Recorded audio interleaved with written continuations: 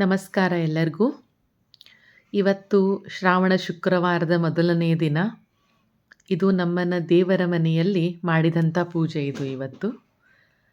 ಹಾಗೂ ನಾವು ಇವತ್ತಿನ ದಿವಸ ಗೌರಿಯನ್ನು ಕುಡಿಸಿ ಈ ರೀತಿ ಅಲಂಕಾರವನ್ನು ಮಾಡಿ ಪೂಜೆ ಮಾಡಿದ್ವಿ.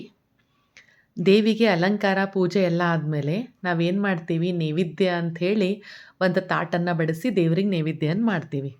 ಆ ನೈವೇದ್ಯ ತಾಟಿಗೆ ಯಾವ ರೀತಿಯಲ್ಲಿ ರಂಗೋಲಿಯನ್ನು ನಾ ಹಾಕಿದ್ದೀನಿ ಅಂತ ಹೇಳಿ ನಿಮ್ಮ ಜೊತೆಗೆ ಶೇರ್ ಮಾಡ್ಕೋಬೇಕು ಅಂತ ಹೇಳಿ ಈ ವಿಡಿಯೋ ಮಾಡ್ತಾಯಿದ್ದೀನಿ. ಫ್ರೀ ಹ್ಯಾಂಡ್ನಲ್ಲಿ ರಂಗೋಲಿ ಹಾಕಿದ್ದೆ ಇವತ್ತು ನಾನು. ಫಸ್ಟ್ ಏನು ಮಾಡಿದ್ದೀನಿ, ಕೆಳಗಡೆ ಒಂದು ಪದ್ಮವನ್ನು ಹಾಕಿ ಅರಿಶಿನ ಕುಂಕುಮ ಎಲ್ಲವನ್ನು ಹಾಕಿ ಅದರ ಮೇಲ್ಗಡೆ ತಾಟನ್ನು ಇಟ್ಟಿದ್ದೀನಿ. ಇಟ್ಟು ನಾ ಮುಂದೆ ಫ್ರೀ ಹ್ಯಾಂಡ್ ರಂಗೋಲಿಯನ್ನು ಹಾಕ್ತಾ ಬರ್ತಾ ಇದ್ದೀನಿ.